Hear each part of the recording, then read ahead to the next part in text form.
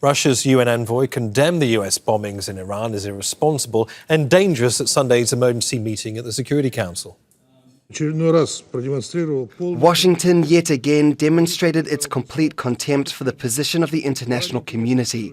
Washington reasserted that to further the interests of its Israeli ally, it's prepared not only to turn a blind eye to the killing of tens of thousands of Palestinian women, children and older persons, but also to gamble with the safety and well-being of humanity as a whole.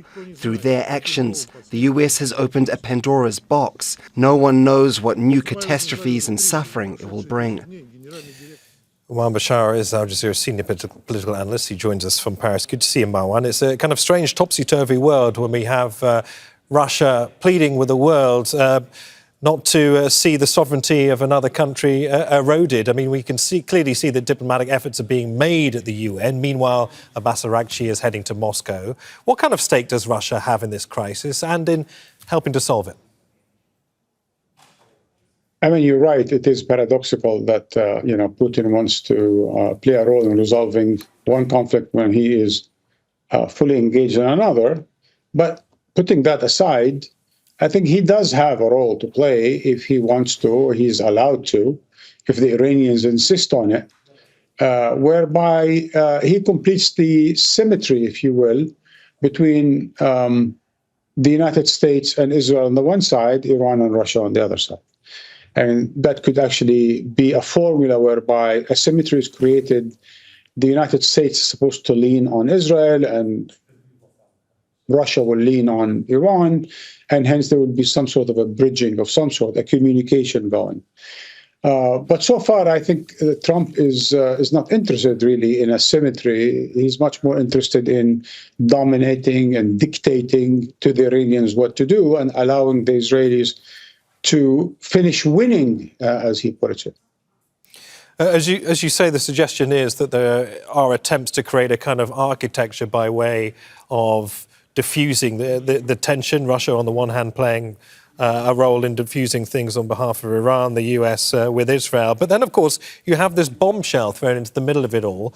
We'd heard from Pete Hegseth and J.D. Vance both saying that this wasn't about regime change. Now, Donald Trump's weighed into things saying, why wouldn't there be a regime change? Make Iran great again. I mean, if you were Iran now, in the midst of trying to calibrate a response to US strikes on your country, how would you read comments like that, pushing for possible regime change?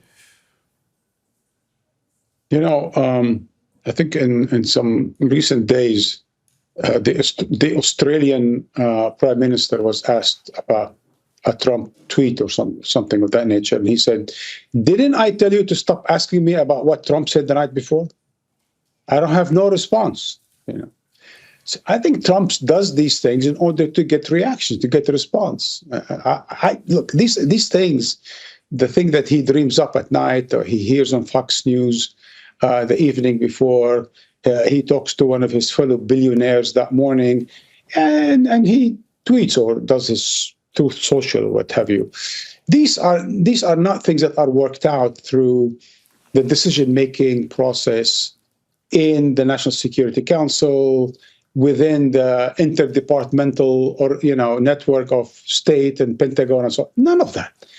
He just kind of makes things up, hoping for more attention, hoping people forget about his 2 weeks deadlines. We won in Iran, and so on and so forth. He wants attention. He wants to continue to stir the pot. He wants to continue to have people ask him about what's next. What are you going to do? What is Trump thinking today? That kind of thing. If Trump wants to show that he is indeed strong and is indeed across what is going on in Iran, it means he needs to show the world that the United States is the senior partner in attacking Iran. I guess it may need to be able to show also that it has the power to call Israel off. Is that within Trump's capacity? Absolutely, it is. Absolutely, it is. Never has a prime minister in Israel been as dependent on an American president as Netanyahu has been the past 2 years. And yet neither Biden nor Trump used their leverage with him. And I don't mean use their leverage to stop the war in Gaza or to stop the war in Iran. Even far less demands on Israel that is using, $23 billion of taxpayers' money, using American weapons, using American diplomatic shield, that Israel is not even responding to the minimum requests by America on a number of issues. So I think Trump can certainly use his leverage with Netanyahu to get a number of things. Unfortunately, it's been flipped around, right? It's Netanyahu that used the leverage of being street smart with basically, quite a gullible American president, it seems, who accepts lies from the Israeli above and beyond what his own director of national intelligence tells him, and above what his base has been crying for, which let's stop the, forever wars. Instead of Trump walking away from that, this has been what I think the eighth attack that America carries against a Muslim country for the past 15 years. That's an average of one war every 2 years against a Muslim country. Imagine. All right, Marwan, good to hear your thoughts. Many thanks for that. Marwan Bishara there, Al Jazeera senior political analyst, joining us from Paris.